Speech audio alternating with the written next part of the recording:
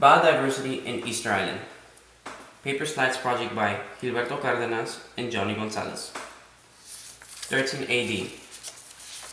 Easter Island was made by volcanic lava being released from the upper mantle. The whole island had fertile volcanic soil and a very diverse variety of plants and animals. The island originally contained 6 native land birds and housed 25 species of nesting birds.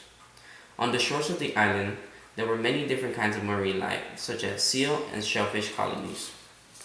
The island's closest neighbors are Chile, which is 2,300 miles east, and Tahiti, which is 2,500 miles west. 413 AD. In 413 AD, the first Polynesians arrived to the island and began to settle.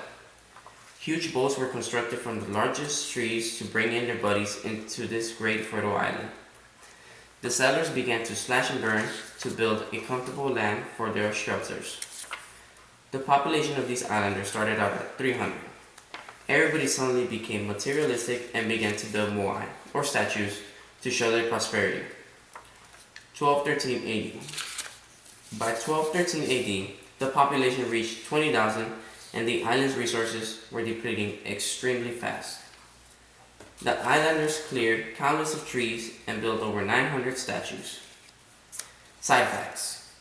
Islanders considered each statue embodied the soul of previous ancestors.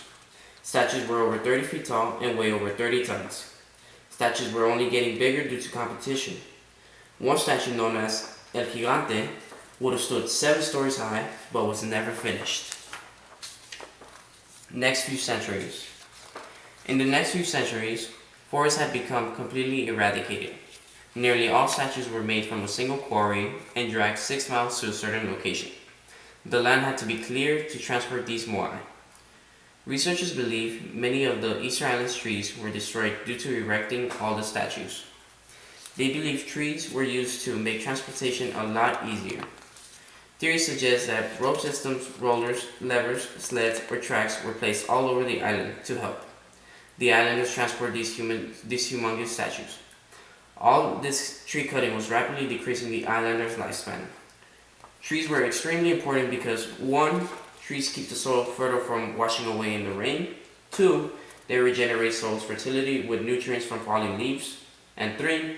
They create cool, humid forest air that attracts rain.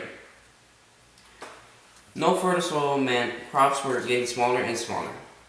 Rivers became dry because there wasn't any precipitation. No more wood meant the islanders couldn't build fires for their cold winters to keep warm. They couldn't build sturdy shelters that lasted long. And finally, worst of all, no wood meant no boats for an escape plan. Many wars broke out for resources and the islanders destroyed each other's statues. Unable to maintain their resource consumption, the islanders turned to cannibalism. In 1722, explorers went to the Easter Islands for the first time. They discovered the natives, but it was too late. The population had already dropped to 2,000 and many were insane. Had each person changed their habits to match the circumstances, they most likely would have survived.